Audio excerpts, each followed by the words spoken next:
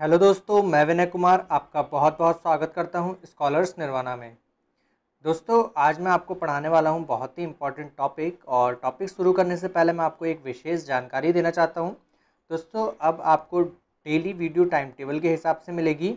और इसमें मैं आपको देखिए सोमवार से बुधवार सुबह 11 बजे हिंदी का एक टॉपिक पढ़ाया करूँगा। साथ ही साथ गुरुवार से शनिवार को सुबह 11 बजे उत्तर प्रदेश सामान्य अध्ययन का एक टॉपिक दिया करूँगा। ये जो टॉपिक होंगे ये हमारे यूपीएसआई के होंगे। इसके बाद सोमवार से मंगलवार दोपहर 2 बजे आपको फिजिक्स का एक टॉपिक मिलेगा। गुरुवार और बुधवार को आपको केमिस्ट्री का एक टॉपिक मिलेगा। शुक्रवार और शनिवार को आपका बायोलॉजी का टॉपिक होगा। और फिर इसके बाद आपको शाम को 6 बजे सोमवार से मंगलवार आपको हिस्ट्री का, बुधवार और गुरुवार पॉलिटी का, शुक्रवार और शनिवार ज्योग्राफी का एक टॉपिक मिलेगा। और इस तरीके से हम संडे की क्लास स्पेशल क्लास रखा करेंगे। आपको मैथ्स के भी वीडियो मिलेंगे, उसके लिए आपको टाइमिंग अलग से बता दी जाएगी।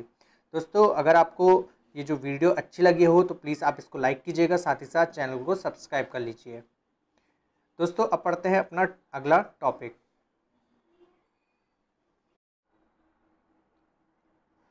हेलो दोस्तों, जीके डेली डोज में आज हम पढ़ने वाले हैं सेट 16। और डेली की तरह आज इस सेट में भी हम 20 क्वेश्चंस को कवर करेंगे।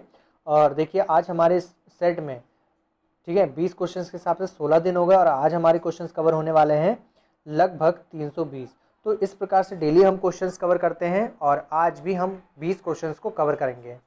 डेली मैं आपको 20 क्वेश्चंस बताता हूँ। ये सभी क्वेश्चंस प्रीवियस ईयर्स में आए हुए क्वेश्चंस होते हैं और बिल्कुल भी टेंशन फ्री होकर इसको पढ़िए, ठीक है। और ऐसा नहीं है कि क्वेश्चन नहीं आएंगे, क्वेश्चन आपके बहुत ज़्यादा रिपीट होते हैं एग्जाम में। तो आप इस वीडियो को पूरा देखिए और एक एक क्वेश्चन को आप अपने नोट्स में शामिल कीजिए, ठीक है। तो चलिए शुरू करते हैं अपने पहले क्वेश्चन से। हमारा पहला क्वेश्चन है, सर्वाधिक स्थायी तत्व कौन सा है? तो देखिए सबसे स्थायी तत्व जो है हमारा ये होता है सीसा, ठीक है, याद रखिए सीसा सबसे स्थायी तत्व होता है, ठीक है। और इसको बिल्कुल बनाते हुए चलिए, ठीक है, नोट्स। अगला हमारा क्वेश्चन, पंचायती राज्य सूची में पंचायती राज्य किस सूची में है? तो देखिए पंचायती राज्य जो है ये आपकी राज्य सूची में आता है। किस में आता है?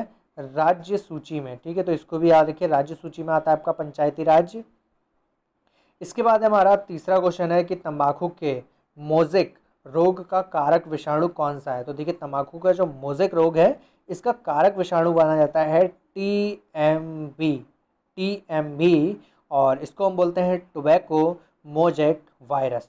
T for tobacco, M for mosaic और वी फॉर वायरस। तो इस प्रकार से याद रखिए कि तंबाकू का जो मोज़ेक रोग है उसका जो विषाणु होता है वो क्या होता है? टीएमबी, ठीक है, टोबैको मोज़ेक वायरस, ठीक है, याद रखिए। अगला क्वेश्चन है कि बुद्ध की मृत्यु की घटना को क्या कहा गया है? तो देखिए बुद्ध की जो मृत्यु की घटना है उसको कहा गया है महापरिनिर्वाणा। महापरिनिर्वाणा, ठीक है। तो इसको याद रखिए, महापरिनिर्वाणा, ठीक है। तो बुद्ध की जो मृत्यु की घटना है इसको किस नाम से जानते हैं? महापरिनिर्वाणा के नाम से जानते हैं। अगला क्वेश्चन है, फणीश्वर नाथ रेण के किस कहानी पर राजकुमार ने तीसरी कसम फिल्म बनाई थी? तो इम्पॉर्टेंट क्वेश्चन है यहाँ पर, फिल्म से एक रिलेटेड क्वेश्चन, और ऐसा क्वेश्चन रेलवे ज़रूर पूछता है। तो यहाँ पर देखिए फणीश्वर नाथ रेण ने किस कहानी पर राज कपूर ने तीसरी कसम फिल्म बनाई थी? तो देखिए यहाँ पर देखिए क्या होता है, यहाँ पर जो फिल्म बनाई गई थी ये बनाई गई थी मारे गए गुलामों पर, ठीक है। किस पर बनाई थी? जो गुलाम मारे गए थे उस पर ये फिल्म बनाई थी राज कपूर के द्वारा। इसके बाद अगला क्वेश्चन है हमारा कि कंपनी अंश मीन्स शेयर की बात हो रही है यहाँ पर, कंपनी अंश पर मर्यादित होने का क्या अर्थ है? तो देखिए कंपनी अंश पर मर्यादित होने का अर्थ यह है कि निवेश राशि सीमित होना। क्या होता है इसका अर्थ? निवेश राशि सीमित होना। इसके बाद अगला क्वेश्चन है हमारा कि संयुक्त राज्य अमेरिका का राष्ट्रीय खेल क्या है? तो याद रखिए बेसबॉल है राष्ट्रीय खेल।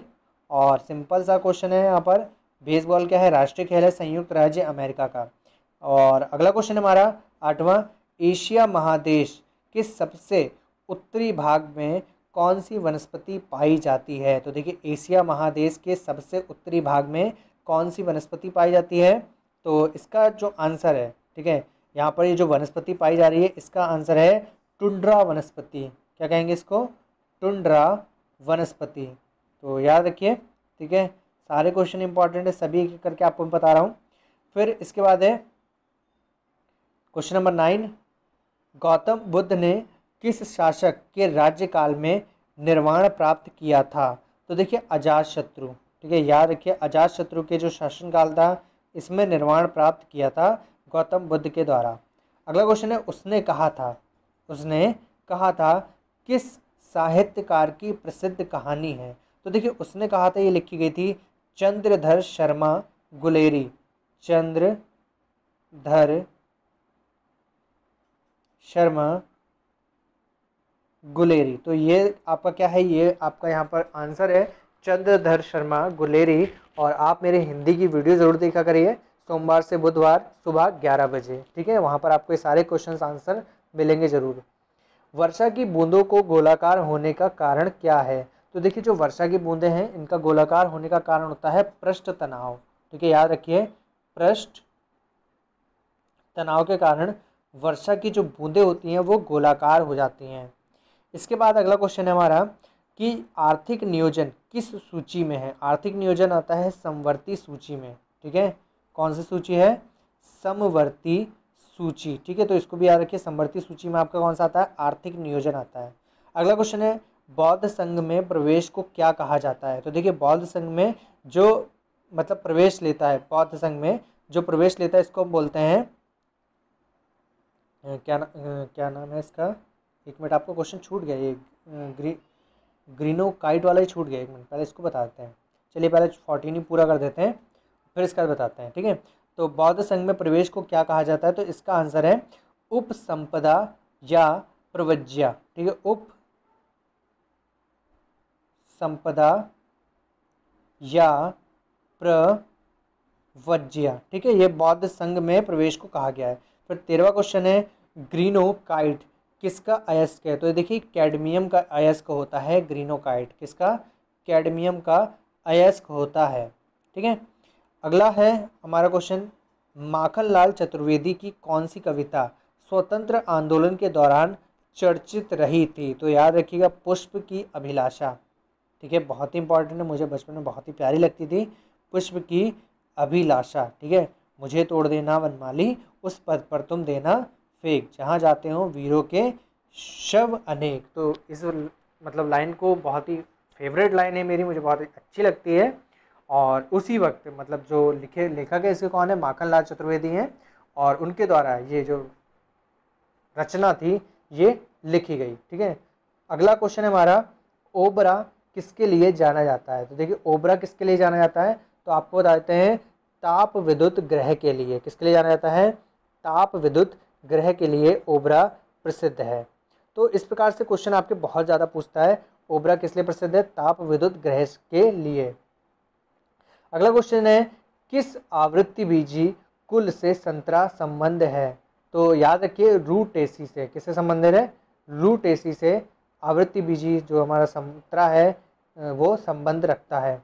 इसके बाद 18वां क्वेश्चन है हमारा किस शेयर के धारक ही कंपनी के वास्तविक स्वामी होते हैं? तो इसको बोलते हैं इक्विटी शेयर धारक। क्या बोलते हैं इसको? इक्विटी शेयर धारक, ठीक है। तो याद रखिए इक्विटी शेयर धारक कौन होते हैं? जो कंपनी के वास्तविक स्वामी माने जाते हैं। 19वां क्वेश्चन है हमारा फरीद को शेर खां की उपाधि किसने दी थी? तो आपको मैंने बताया था शायद कल की वीडियो में था एक क्वेश्चन की, मतलब जो शेर खां है, ठीक है, उसने मतलब कैसा क्वेश्चन था मुझे याद नहीं आ रहा, कि शेर खां ने मतलब कुछ क्या था, हाँ, शेरशाह का मकबरा कहाँ स्थित है, ये था हमारा कल का क्वेश्चन।